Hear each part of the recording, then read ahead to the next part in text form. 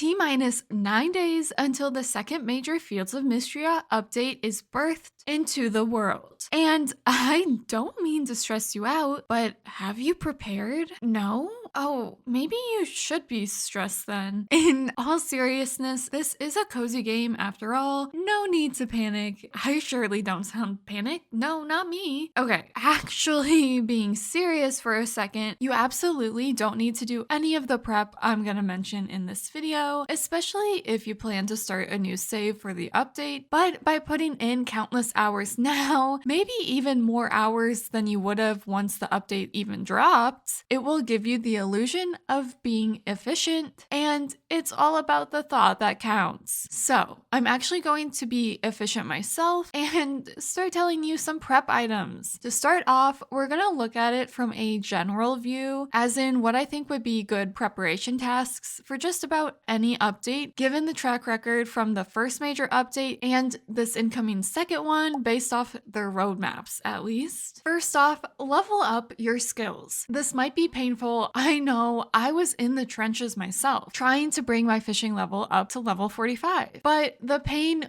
will be worth it. It will let you unlock the skill perks quicker, something that has been included in all the updates so far. Collect as much wood and stone as you can get your hands on. Not only can you potentially use these materials for quests, advancing the main storyline, and building coops or barns, but it will give you a lot more leeway with crafting as well, which might be worthwhile for you. Instead of having to grind out more materials to experience the new update features, you can just dive right in. Complete collections in the museum. This one is probably the most optional of all the prep tasks, but it will make the game feel a lot less overwhelming if you keep up with the collections as they come out, as opposed to waiting till you're overloaded. Now, taking this approach is something you'll only be able to do during this early access period, since we'll be given full reign to complete all the collections when the game exits early access, so right now is the perfect time to keep up with the collections, even if there are no achievements for all your efforts at this point. Befriend the town. Whether it's heart events, gifts, recipes, you name it, befriending the town can be beneficial, and even if, like in the upcoming update, the heart cap is not increased, there could still be new dialogue that would be better caught and experienced if you know what all the previous dialogue was in the first place. Now that we've got these general tips out of the way, let's level it up and go into the specifics for this second major update. Get to the bottom of the mines, or as far as you can, which is currently level 60. The lava levels are going to unlock with this upcoming update, giving more floors, monsters, and treasure to explore. But like I said, you're gonna have to reach level 60 before, and you have to get those 4 required items safely secured at level 60. So doing this prep means you'll get to risk your life quicker than ever in the mines. While you're at it, you might as well try and collect all the cosmetic hats from the monsters as well. Along the same lines, make sure all your weapons and armor are upgraded. Now, since we only have 9 days, you probably won't need to go as far as to try and craft each item with a perk, since we will be getting gold ore in the update. But spend enough time grinding materials and upgrading your weapons and armors, so descending the mines will just be a breeze. Hoard most of what you find in the coming days. I am a hoarder in-game at least, and I'm not ashamed to admit that. I want to have at least one of everything, and let me say, it really does come in handy. Of course, at the same time, I do want you to remember to sell at least one of everything just in case a recipe or some other item is waiting for you in the mail. But more quests are coming with this current update, so having a stash of foraged, grown, and crafted items can be a big help. Earn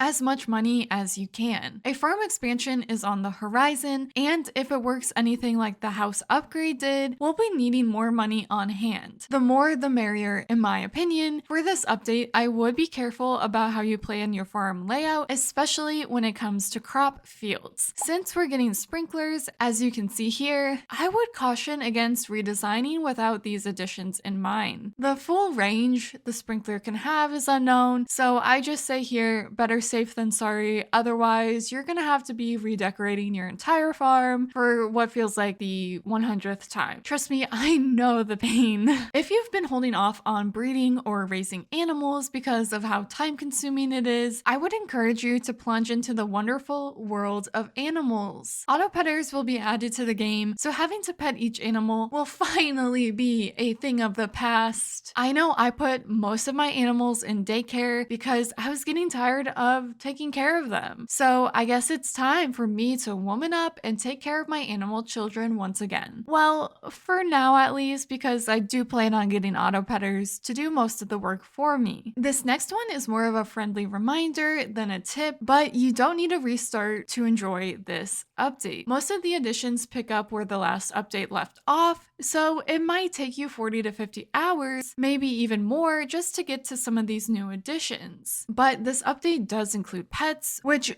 don't think I forgot about pets taunting me when I first created my character. But I would say you shouldn't need to restart in order to obtain one, at least hopefully. Of course, we do have the roadmap to reference, but those nitty-gritty details of how adding pets in and the intricacies of sprinklers and auto petters is not apparent to us. Last but not least, collect essence. This one will probably just be a side effect of all the other tasks you're doing if you decided to take any of my advice to heart and to practice, but it looks like the sprinkler and auto petter specifically will be using these essence stones along with the incoming perks, so this is another one that could be a little bit more generalized, but I think specifically because of the sprinkler and auto petter, it's more important for this update than the first one. With that, I'm fresh out of things I can think of that would be really helpful to prepare for the next update. If you have any additional things, big or small, leave them in the comments below. Now, what are you waiting for? You have a lot of prep to do. Thank you so much for watching. Subscribe if you like. Stay tuned for similar videos in the future. Bye!